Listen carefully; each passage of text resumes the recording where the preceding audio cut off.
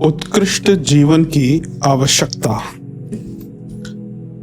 जीवन का सदुपयोग कर सकना मानवीय बुद्धिमत्ता एवं दूरदर्शिता का सबसे बड़ा प्रमाण है।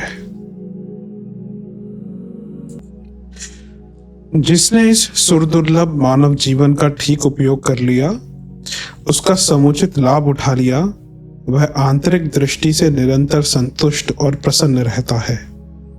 ब्राह्म जीवन में उसे दूसरों का सम्मान, सहयोग एवं स्नेह मिलता है तथा सद्गुणों के फलस्वरूप सुख साधनों की भी कमी नहीं रहती है।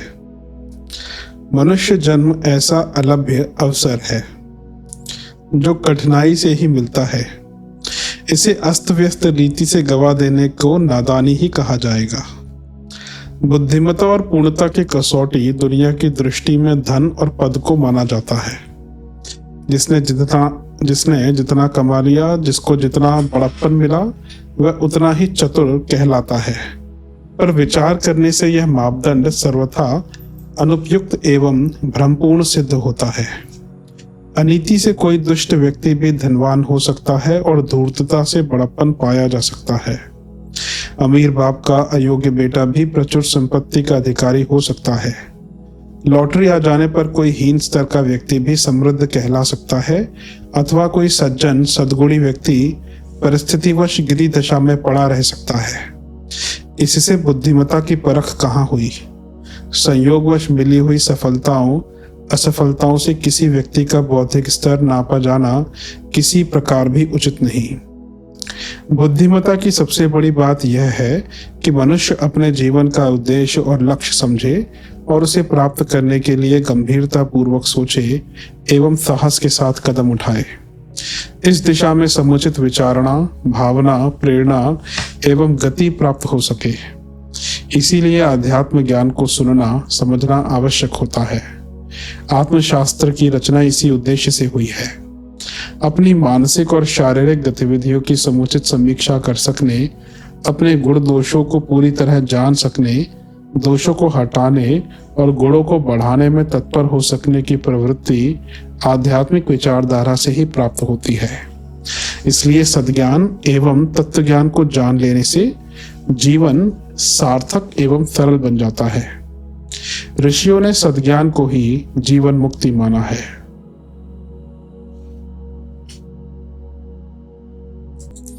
आवश्यकता इस बात की है कि हम मानव जीवन की महत्ता को समझें और उसकी विशेषताओं का सदुपयोग करते हुए भौतिक प्रगति का मार्ग प्रशस्त करें। बुद्धिमत्ता का यही सच्चा प्रमाण है। भगवान ने हमें बुद्धि दी है तो उसका उपयोग उस प्रकार ही करना चाहिए जिससे हम वस्तुतः समझदार और सच्चे बुद्धिमानी ही कहला सकें। परमात्मा ने हमारे भीतर वे सभी योग्यताएं, विशेषताएं और क्षमताएं भर रखी हैं जिनका सदुपयोग करने में अंतर जगत में शांति एवं ब्रह्म जगत में सुख की संभावना प्रत्यक्ष प्रकट होने लगती है।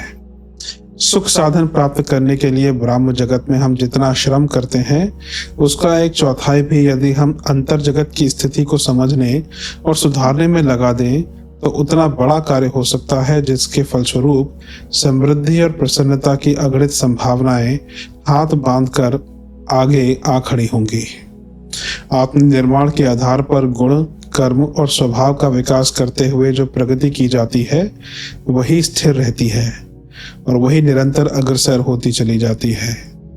चतुरता और परिस्थितियों की अनुकूलता से जो लाभ उठा लिया जाता है वह देर तक ठहरता नहीं। जो परिस्थितियां अनुकूल होने पर समृद्धि लाई थी, वे प्रतिकूल होने पर विपत्ति भी प्रस्तुत कर सकती हैं। पर यदि आधार मजबूत है, मनुष्य अपना व्यक्तित्व सुदृढ़ बना चुका है, तो फिर कठिन परिस्थितियां भी उसे देर तक विपन्न स्थिति में नहीं रख सकती। अपने सद्गुणों द्वारा वह अपने खोए वैभव एवं सम्मान को पुनः प्राप्त कर लेगा। प्रतिकूल परिस्थितियां उन्हें ही दबोच सकती हैं जिनका व्यक्तित्व खोखला है। जिसने अपनी जड़ें गहराई तक जमीन में धंसा रखी हैं, वह बरगद का पेड़ बड़े बड़े आंधी तूफानों को आसानी से सहन कर लेता है। सुसंस्कृत स्वभाव और परिष्कृत व्यक्तित्व के मनुष्य ही संसार की हर प्रतिकूलता से टकराकर अनुकूलता उपलब्ध कर सकने में समर्थ और सफल होते हैं।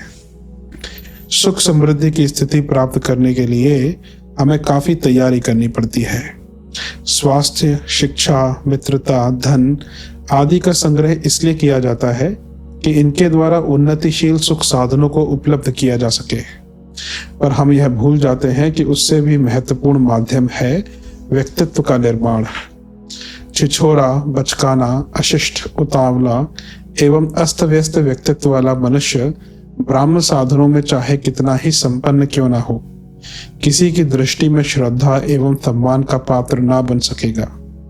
सामने ना सही, पीठ पीछे उसे केवल उपहास एवं भर्त्सना का भाजन ही बनना पड़ेगा।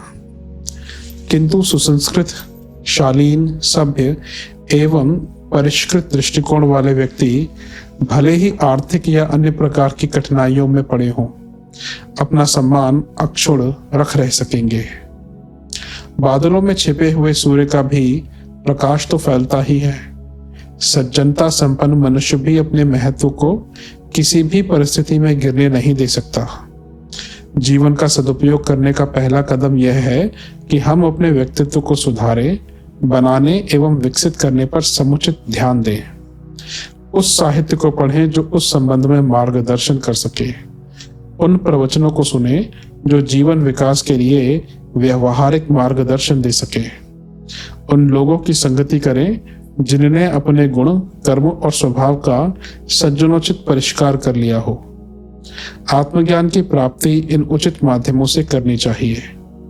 सच्चा आध्यात्मिक ज्ञान यही है। वह भले ही वेद शास्त्र से, संत महात्माओं से प्राप्त होता हो अथवा किसी मामूली पुस्तका या सामान्य गृहस्थ से, हमें तथ्य को पकड़ना चाहिए। ब्राह्म परिधान से कुछ बनता बिगड़ता नहीं। सोने की डली चाहे मखमल की डिब्बी में रखकर दी जाए, चाहे ढाक के पत्ते में लिपटी हो, उसके मूल्य में कोई अंतर नहीं आता।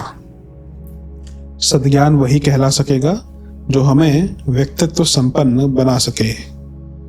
जान लेने के बाद करना सुगम होता है। अपने दोषों को ढूंढने, समझने और उन्हें सुधारने की विधि हमें सीखनी चाहिए। अपने गुणों को पहचानने और उन्हें निरंतर बढ़ाने की पद्धति का ज्ञान भी प्राप्त करना चाहिए। इसी मार्ग पर चलते हुए उनका सदुपयोग कर सकने की प्रक्रिया हाथ लगेगी। इसी आत्मनिर्माण को सर्वोपरि महत्वपूर्ण कार्य समझकर उसे करने के लिए कटिबद्ध होने का साहस मिल गया तो समझना चाहिए कि नर तन को सार्थकता के लक्ष्य तक पहुंचा देने वाली आधी मंजिल पार हो गई। निर्माण का क्षेत्र बहुत विस्तृत है। उत्पादक और निर्माता ही यश, धन और श्रेय प्राप्त कर सकते हैं। सबसे बड़ा उत्पादन अपने गुण, कर्म और स्वभाव के क्षेत्र में उत्कृष्टता को उत्पन्न करना और निर्माणों में सबसे बड़ा आत्मनिर्माण ही माना गया है। इस ओर जिसका ध्यान है, जिसका प्रयत्न इस ओर है, वस्तुतः वही सबसे बड़ा बुद्धिमान है। जीवन का सदुपयोग कर सकने का श्रेय उसे ही मिलेगा और उस सफलता के फलस्वरूप प्राप्त होने वाली विभूतियों का अधिकारी भी वही बनेगा।